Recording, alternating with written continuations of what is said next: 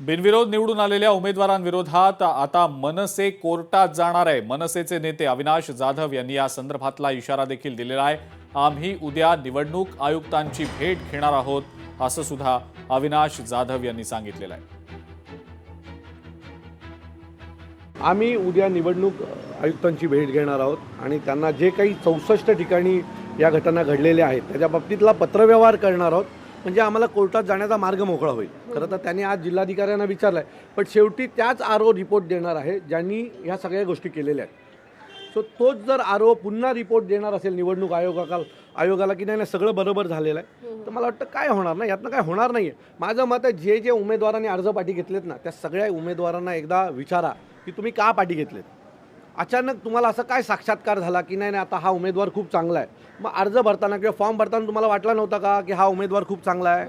अचानक असं काय परिवर्तन झालं, तुमचं मतपरिवर्तन झालं की तुम्हाला अर्ज पाठी घ्यावेसे वाटले की पैशाने ते अर्ज पाठी घेतले। उद्या सोमवारी आम्ही कोर्टात जाणार आहोत। आज उद्या कोर्ट बंद आहे, सोमवारी आम्ही कोर्टात गेल्याचं तुम्हाला पाहायला मिळेल। यानंतरची बातमी सोलापूरमधली आहे। सोलापूरमधील मनसे पदाधिकाऱ्याच्या हत्या प्रकरणामध्ये 3 आरोपींना 4 दिवसांची पोलीस कोठडी देण्यात आलेली आहे, तर एक आरोपीला 2 दिवसांची पोलीस कोठडी देण्यात आलेली आहे। या सगळ्या प्रकरणानंतर संपूर्ण राज्यभरामध्ये खळबळ उडालेली होती। मनसे पदाधिकारी जो खरं तर उमेदवार देखील होता त्याची हत्या झालेली होती।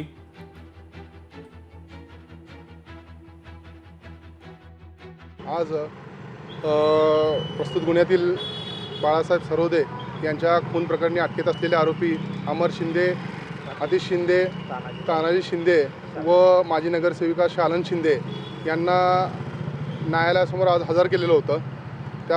त्यामध्ये पोलिसांनी त्यांची पोलीस कस्टडीची मागणी केलेली होती। त्याप्रमाणे निर्माण कोर्टाने शालन शिंदे यांना 2 दिवसाची आणि इतर आरोपींना 3-4 दिवसाची अशी पोलीस कोठडी सुनावलेली आहे।